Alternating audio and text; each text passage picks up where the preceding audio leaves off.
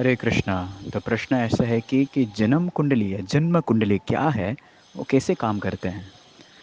सो ये जन्म कुंडली जो है वो एक आ, सांचा जैसा है, कि एक मोल्ड जैसे या एक पैटर्न जैसे हैं, कि वो बता रहे कि हमारा कैरेक्टर टाइप क्या है। वो आजकल का दुनिया में आप देखेंगे, अगर आप ऑनलाइन में जाएंगे कहीं पे, तो बहुत सारे पर्सनैलिटी टेस्ट हैं। ये पर्सनैलिटी टेस्ट जो है लोग करते अलग अलग टाइप हैं, कि उसको और जानने का कि मेरा कैरेक्टर, मेरा स्वभाव कैसे है, मैं क्या चीज़ पसंद करते हैं, क्या चीज़ नहीं पसंद करते हैं, मैं जहाँ सूटेबल है, फिट हो रहे हो, जहाँ शायद ये जॉब के लिए मेरे फिट नहीं हो रहे, मेरा मेंटल कंडीशन, मानसिकता के हिसाब से।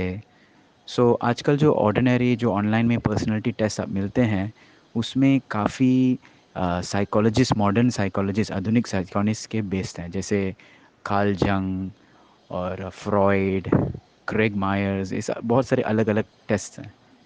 तो वैसे पुराना टाइम भी ऐसे चीन लोगों का भी खुद का टेस्ट है, वो बोलते फंगशुई बोलते हैं, जहाँ वो देखेंगे आप कौन सा साल से जन्म हुआ, वो कौन से जगह पे जन्म हुआ, तो इसके हिसाब से उनका कुछ एनालिसिस करते हैं। सो ये जो हमारा वैदिक संस्कृति जो है, एस्ट्रोलॉजी जो है, ये जो नक्षत्र राशि देखने का, एटलीस्ट मेरे हिसाब से जितना मेरे को जानते हैं, कि ये सबसे डिटेल और बहुत इंट्रिकेट साइंस है, कि ये बता रहे कि आपका नेचर एग्जैक्टली कैसे हैं। और अभी तक जितना भी मैंने एक्सपर्ट से भी डिस्कस किया, कि ऐसा कभी हुआ नहीं कि दो व्यक्ति उसका सेम जन्म कुंडली का चार्ट जो आता है ना, कभी सेम नहीं होगा, कुछ ना कुछ तो डिफरेंसेस होते हैं, सूक्ष्म रूप में बहुत छोटे छोटे डिफरेंसेस हैं। और अभी कोई प्रश्न पूछेंगे तो ये कैसे होगा, आपका जगह पे जन्म हुआ, तारीख में, और कौन से डेट में, कौन से ये सब चीज़, उसमें क्या लेना देना है। तो ये आजकल हम लोग स्कूल में साइंस में भी पढ़ाते हैं, कि सारे चीज़ जो हमारे आसपास में, उसके हमारे ऊपर एक प्रभाव है। हमको पता है, जैसे ग्रह का प्रभाव है, चंद्रमा का प्रभाव है, इसके कारण समुद्र में लहर बहते। तो इसके कारण भी हम देख सकते हैं कि क्यों नहीं है ये सारे ग्रह या सारे जो सूक्ष्म एनर्जीज जो है, रेडिएशन जो है, वो हमारे ऊपर प्रभावित नहीं होगा, प्रभाव में होते। सो ये जन्म कुंडली के एक ब्लूप्रिंट जैसे हैं, जहां हम समझ सकते हैं कि हमारा नेचर कैसे है।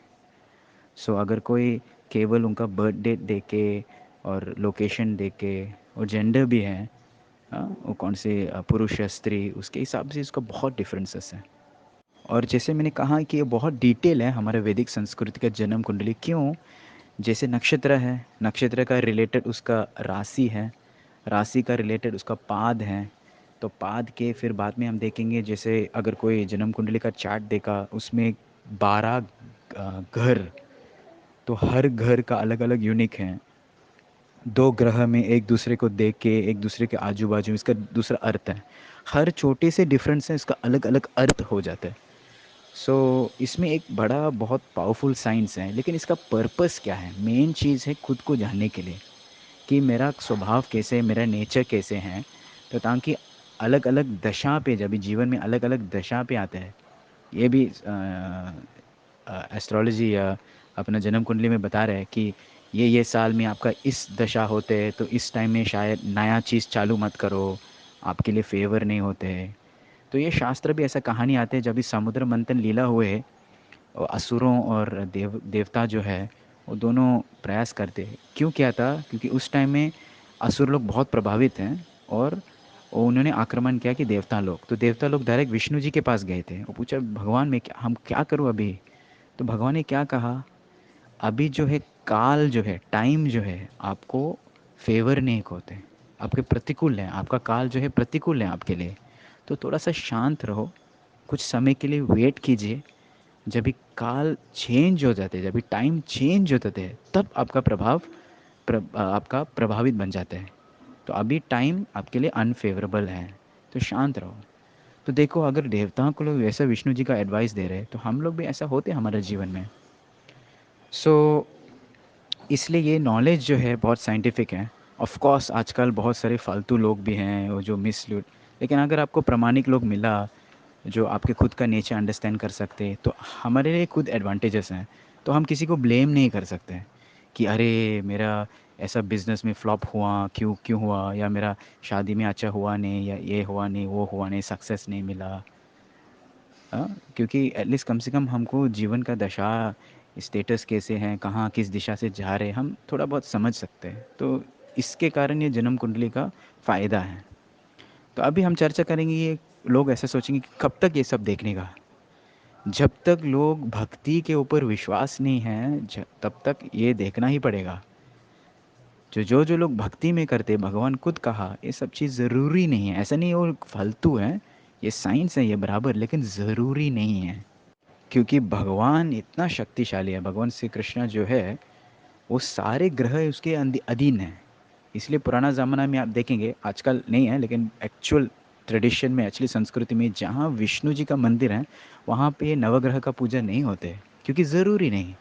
खास करके जहाँ देवी का मंदिर है वहाँ नवग्रह होते हैं। लेकिन आजकल लोग सभी लोग को अट्रैक्ट करने के लिए विष्णु का मंदिर के अंदर भी नवग्रह का पूजा होता है अलग से। लेकिन एक्चुअली ज़रूरी नहीं है, क्योंकि भगवान जब भी कोई भक्ति कर रहे, भगवान श्री विष्णु, राम या कृष्ण को, तो ऑटोमेटिकली भगवान ये सब चीज़ एडजस्ट करेंगे। हाँ, हमारा प्रॉब्लम्स आते हैं, हमारा दुख आते हैं, सुख आते हैं, जो भी है, लेकिन हम क्या, हमारा सोच क्या है, ये भगवान का इच्छा है, जाने दो, जो आने दो आने दो, है ना। सो इसके कारण अगर कोई सेफ साइड है कि सभी लोग अगर भक्ति करेंगे, सो एक सेफ्टी जैसे हैं। नहीं तो अगर भक्ति करेंगे भी और एस्ट्रोलॉजी भी देखने का बस एक जानकारी के लिए, वो ठीक है, लेकिन हमारा श्रद्धा जो है वो भगवान के ऊपर होना चाहिए। क्योंकि पता, ये चीज़ इम्पोर्टेंट है कि हमको पता होना चाहिए कि जितना भी ग्रह है, जितना भी सूक्ष्म शक्तियाँ हैं, जो भी हैं, वो सब भगवान के अधीन है, कर्मा भी भगवान के अधीन है। तो अगर हम भगवान का पूजा करते, ये सब इंक्लूसिव हो जाता है। हरे कृष्णा।